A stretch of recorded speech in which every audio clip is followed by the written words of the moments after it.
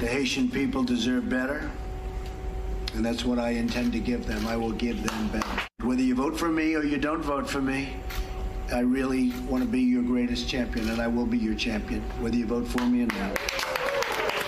This week, Donald Trump had a very different message for Haitian victims of the earthquake that devastated their country in 2010. Get out. Nearly 60,000 Haitians who had been living and working in the United States since they were displaced by the earthquake and its aftermath now face deportation after the Trump administration announced it would be revoking the temporary protected status, or TPS, that was extended by President Obama almost 8 years ago. Acting Homeland Security Secretary Elaine Duke set a deadline of July 2019 for the Haitians in the U.S. under the program to return to Haiti, although the ongoing instability in the country had previously led the Obama administration to renew the TPS protections. It's the second time this month that Trump has shown the door to a group of displaced immigrants, following an earlier decision to revoke permission for about 2,500 Nicaraguans to stay in the country. And it leaves other immigrants living under an offer of temporary protection in the U.S. wondering if they could be next. And joining me now are Patrick Gaspard, Vice President of the Open Society Foundations, Jacqueline Charles, Haiti correspondent for the Miami Herald, J.R. Guyot, political consultant, and Marlene Bastien, Executive Director of FAM, an organization that advocates for Haitian women in Miami. Thank you all for being here. And Jackie, I'm going to go to you on this first. It's good to talk to you. The Acting Secretary for Homeland Security, Elaine Duke, said this in addition to her previous statement. She said significant steps have been taken to improve the stability and quality of life for Haitian citizens, and Haiti is able to safely receive traditional levels of returned citizens. Which they made this decision. Yes, Haiti just elected a new president.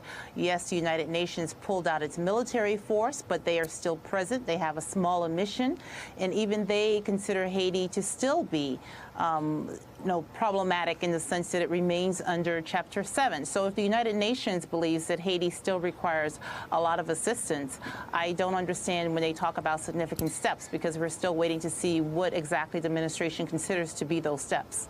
And JR, we know that as of June, there was a story in the New York Times talking about the cholera mini epidemic that was brought to Haiti by UN workers. About roughly 10,000 Haitians have died, and nearly 1 million have been sickened since cholera was introduced into Haiti in 2010 by infected United Nations peacekeepers from Nepal. Studies show the cholera bacteria came from poor sanitation by the peacekeepers. There have been other issues, obviously, that the island nation has continued to face. You've been back and forward to Haiti several times over the past year. In your view, is Haiti ready to absorb 60,000 people being expelled from the United States? Absolutely not. I've been back 8 times this year alone. I was just there the past weekend. Haiti is not ready.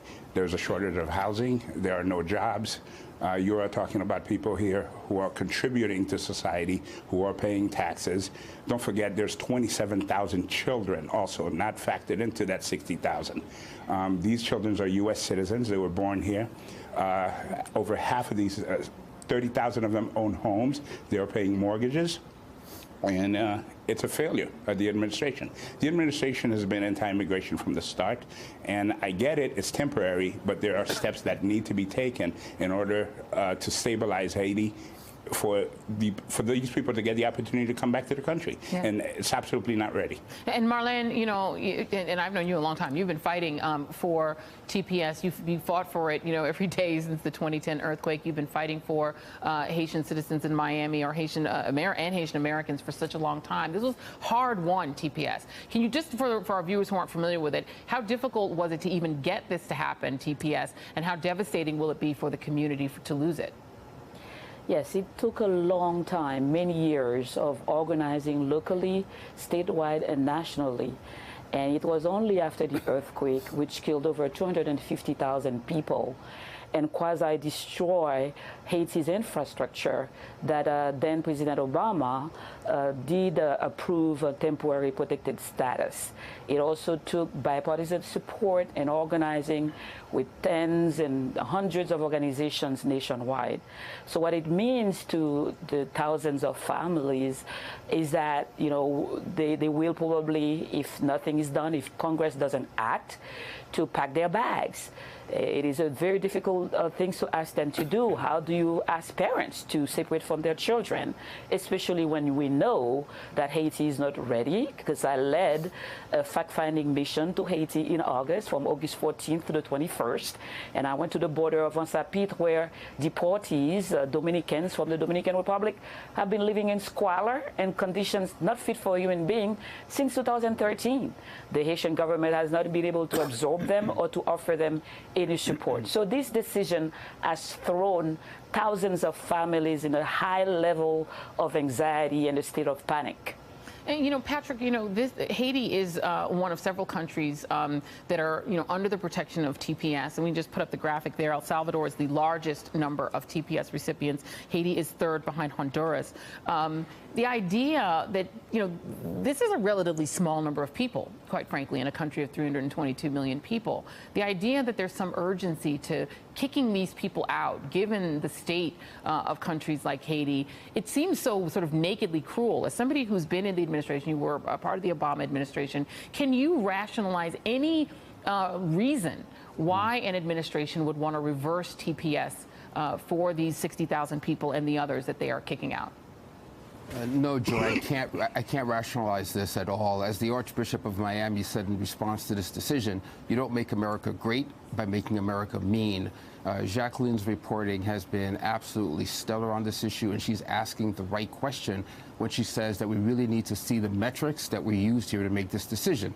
Of course, as you know, I was part of the Obama administration. Marlene Bastien was one of the incredible advocates who came to see me and others in the administration constantly on this issue, and she will tell you that we were absolutely scrupulous about making certain that the White House did not impose politics on a decision that needed to be governed by the Secretary of Homeland Security. Here, we have direct and clear evidence that the Chief of Staff in the White House interfered with the TPS decision, and that more likely than not, it's been determined by ideology instead of facts on the ground. I was in Haiti a few short months ago, and like your other guests, observed that the country is not yet prepared, particularly following the cholera outbreak that was caused by UN peacekeepers, and the country is still recovering from the devastating earthquake. The U.S. has a long and complicated history with Haiti.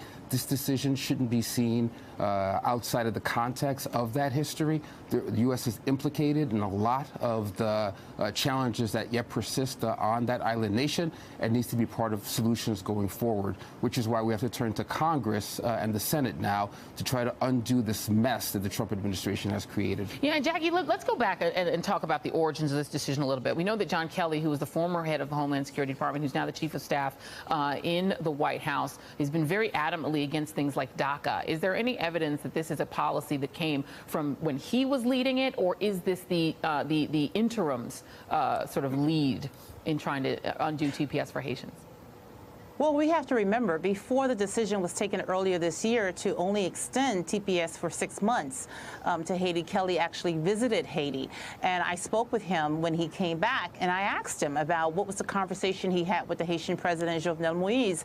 And he says he basically told Moïse to prepare to bring your people back, and that the president had laid out a series of arguments, but most of all had said that they were preparing to help Haitians get their documents at the time. And I asked Kelly, have you made up your mind what you're going to do in the fall when you have to revisit this decision? And he said no, but at the same time I felt that, you know, that this was sort of the final reprieve that they were going to give Haitians. And we also have to remember that there was a story earlier this year that the Associated Press broke about how the administration was asking for the criminal histories of Haitians in trying to determine the TPS decision. There was also a recommendation prior to the 6-month announcement that Haitians should no longer receive TPS. So when you look at this and you build up to this moment, you say, well, you know what? How much thought really went into this decision? I know that Elaine Duke spent a lot of time talking to a lot of people. She spoke to the Haitian ambassador to the U.S. on several occasions, as well as the foreign minister. And I felt that she really wanted to arrive at a decision, possibly an extension. But an extension with a final deadline, that's not things that people were actually expecting given the current reality of Haiti today. Yeah, and Marlene, you know, FAM is the most prominent Haitian-American advocacy organization in Miami. Did you have any contact from the administration before this decision was made? Did anyone reach out to you? None at all. We've tried time and times again to get a meeting with either Acting Secretary Elaine Duke or anyone from the Trump administration. Even those who organized that little Haiti meeting when President Trump, then candidate Trump, claimed that he wanted to be Haiti's best champion. Even those who organized those meetings have not been able to secure a meeting with anyone from the administration. So we are left to believe that this decision, like Patrick indicated, was made basically based on politics and ideology rather than facts, hard facts on the ground. And JR, obviously there is a congressional delegation from South Florida. It is the largest Haitian population in the United States, and Haitian-American population is in Miami. We know Ileana Ros-Lehtinen has spoken out against this decision. Have there been any responses from members of Congress from South Florida to this decision? Every member of Congress from South Florida, even Northeast Florida, even the Republicans from the governor on down to Senator Marco Rubio, Senator Nelson, Representative Ted Yoho, Alcee Hastings, Frederica Wilson, are all in support of the extension of TPS. Yeah. So we're at a critical point right now that it doesn't seem that the situation is going to be reversed. This decision is not going to be reversed. So I think we ought to focus on what we need to do from this point on forward. And there's a couple of things, in my opinion, that we need to focus on. There's a House bill introduced by Representative Yvette Clarke out of New York, H.R. 4384, and a similar bill by Senator Van Hollen, Senate Bill 2144. I'm asking the President of the United States, Mr. President, if you're listening, if you're watching this, call Speaker Ryan, call Senator Mitch McConnell, bring these bills to the floor for a vote. Yeah. This is a critical situation. And also, Haiti is still waiting for the hospital that was promised after the earthquake to be built. Sure. We need to focus on that. Yeah. There is also the Phoenix project, a 30-megawatt project to bring electricity to the island that started back under the former Prime Minister Laurent Lamotte, that was blocked by the, Secretary Clinton and the Obama administration. We need to focus on that. And lastly, I'm going to give the last word to you on this, Patrick. What can our viewers do who are concerned about this situation? Are there organizations in place that that people can reach out to if they want to help? Well, first of all, I would ask that people support the work of incredible committed advocates like Marlene Bastien, who's really a hero in the community. But if you're a part of Move On, if you're a part of Indivisible, make certain that this is elevated in the agenda of those organizations. This goes far beyond Florida, Joy. Senator Feinstein is also supporting that legislation from Senator Van Hollen, and the American Chamber of Commerce and the Building Association also recognize the economic disaster that would be here in the U.S. and in Haiti if these immigrants are returned. Let's support these Senate bills. Let's continue to organize, lift up advocacy on this issue, and let's demand that the U.S. Congress, call your Congress members, write them, demand that the U.S. Congress address this issue. And I have respect for JR, but I don't anticipate that Donald Trump and his administration will do anything compassionate on immigration for Haitians or for the Dreamers who are in a similar situation. Yeah, well, we'll get those pieces of legislation posted. We'll put those on our social media so our viewers can know what they are. I want to thank you, Patrick Gaspard, Jacqueline Charles, J.R. Gaillot, and Marlene Bastien. Thank you all very much. Really appreciate you being here. Thank you. And up next, Donald Trump and Paul Ryan turn the season of giving into the season of taking. I'll tell you how after the break.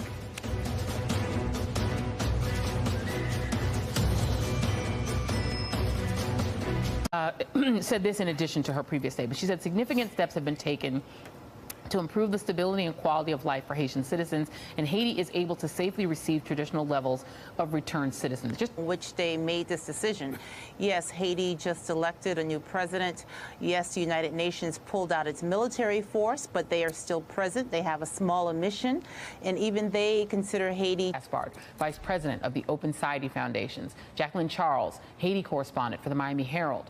J.R. Gaillot, political consultant, and Marlene Bastien, Executive Director of FAM, an organization that advocates for Haitian women in Miami. Thank you all for being here. And Jackie, I'm going to go to you on this first. It's good to talk to you.